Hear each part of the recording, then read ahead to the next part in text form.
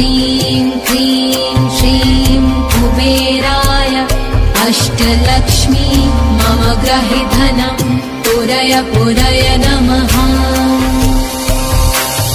ॐ ह्रीं श्रीं क्लीं श्रीं कुबेराय अष्टलक्ष्मी मम गृहे धनं पुरय पुरय नमः। ॐ ह्रीं श्रीं क्लीं श्रीं कुबेराय अष्टलक्ष्मी मम गृहे धनं पुरय पुरय नमः।